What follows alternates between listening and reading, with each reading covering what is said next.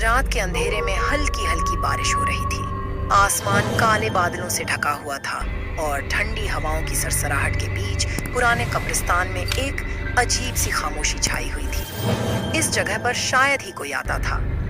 गांव वालों का कहना था कि यहाँ एक भूतिया लड़की की आत्मा भटकती है जो कभी शांति से नहीं रहती। कहा जाता है कि यह कब्रिस्तान लगभग 100 साल पुराना था।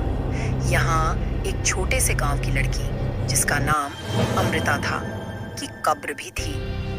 अमृता को बचपन से ही रहस्यमयी घटनाओं से जुड़ाव था।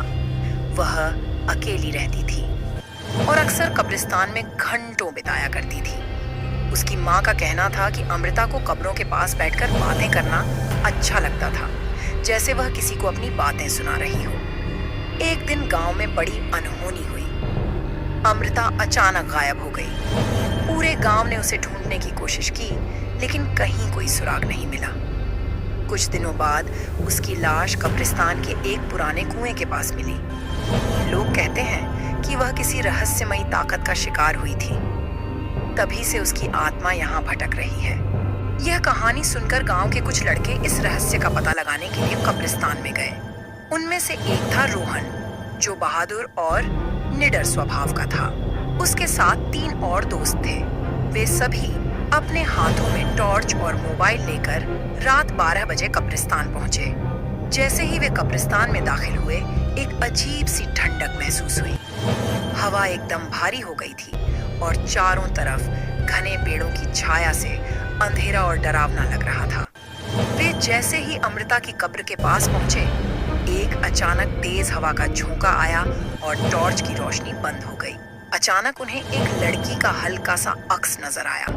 वह सफेद कपड़ों में लिपटी हुई थी और उसके लंबे बाल उसके चेहरे पर झूल रहे थे। लड़के बुरी तरह घबरा गए। रोहन ने हिम्मत करके उससे पूछा, तुम कौन हो? यहाँ क्या कर रही हो?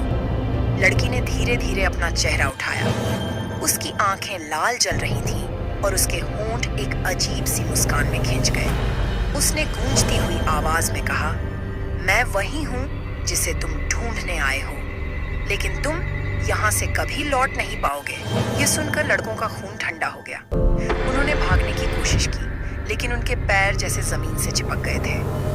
लड़की अचानक हवा में गायब हो गई और तभी चारों तरफ से एक डरावनी हंसी गूंजने लगी। सुबह होने तक उनमें से सिर्फ रोहन ही गांव वापस लौट पाया। वह बुरी तरह सहमा हुआ था और उसकी हालत देखकर कोई अंदाजा लगा सकता था कि उसने कुछ बहुत भयानक देखा है। उसने गांव वालों को सब कुछ बताया।